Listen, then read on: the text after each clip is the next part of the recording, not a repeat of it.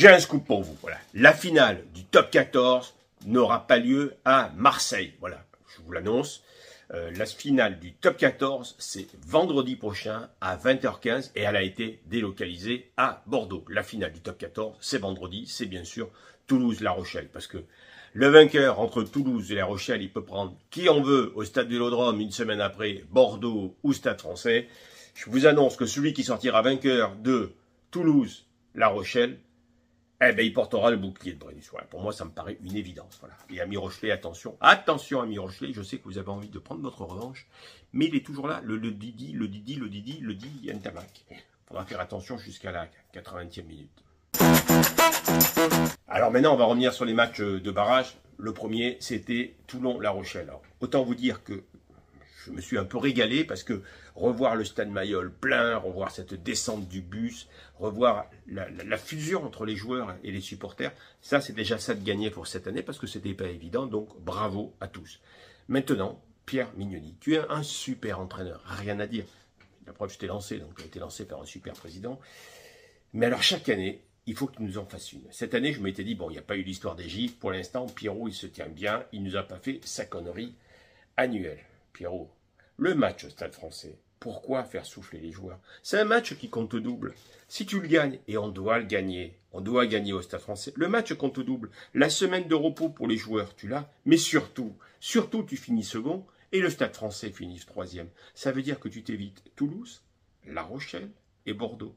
Et que tu te tapes une demi-finale avec une semaine de repos que tu cherchais contre le Stade Français que tu viens de battre et que tu battras à Bordeaux et qui te reste pour être champion de France à jouer une finale à domicile au stade Vélodrome devant un peuple toulonnais en folie qui va te pousser comme un malade. Voilà, ce match au Stade Français, c'était un match qui compte au double et c'était autoroute pour la finale. S'il y avait un match dans l'année à ne pas faire tourner, c'était celui-là. Voilà. Donc Pierrot, je t'en veux un peu, ça n'enlève pas tes qualités et tes mérites cette année d'avoir remis l'équipe du RCT en phase finale. Mais bon, une par an, pour cette année, c'est fait. Attendons l'année prochaine. L'autre match de qualification, l'autre quart de finale, c'était Bordeaux Racing. Et il faut le dire, le Racing est un club qui participe toujours aux phases finales. Bravo à eux. En plus, en cette année olympique, le Racing respecte et honore tout à fait la mémoire de Pierre Coubertin, puisque pour le Racing, l'important, c'est simplement de participer aux phases finales. Et ils y ont participé, ils auraient été éliminés comme chaque année, voilà. Mais ils ont participé, c'est déjà une belle ambition pour le Racing. Voilà. Pierre de Coubertin, vous remercierez s'il était encore de ce monde. Et le président, enfin l'actionnaire principal du Racing, Jackie Lorenzetti, a tapé sur deux joueurs. Joshua Tuisova en disant que c'est comme s'il avait été pas là. Mais en même temps, si l'actionnaire du Racing était observateur, il se serait rendu compte que Joshua Tuisova, il n'a pas été là 10 mois, donc il ne pouvait pas faire grand-chose. Par contre, Coulisi, on ne tape pas dessus. Alors lui, une saison inexistante, mais on ne tape pas dessus. Alors je ne sais pas pourquoi. Peut-être, mais je peux me tromper, hein, peut-être que Coulisi est ambassadeur de la marque de vin, du président du Racing, et qui vend beaucoup de bouteilles de vin avec une très très belle image et un très très beau contrat. Et donc on ne va pas taper sur Coulisi, voilà. On ne va pas taper sur quelqu'un qui vous fait faire de l'argent à côté. Peut-être pas que de l'argent. Perpignan, alors je vous la fais courte, le Perpignan a écopé d'une amende de la Ligue de 12 000 €. Les supporters perpignanais se sont cotisés et ont réussi à ramener 7 000 €. Voilà, ils étaient 12 000 au stade, 7 000 €.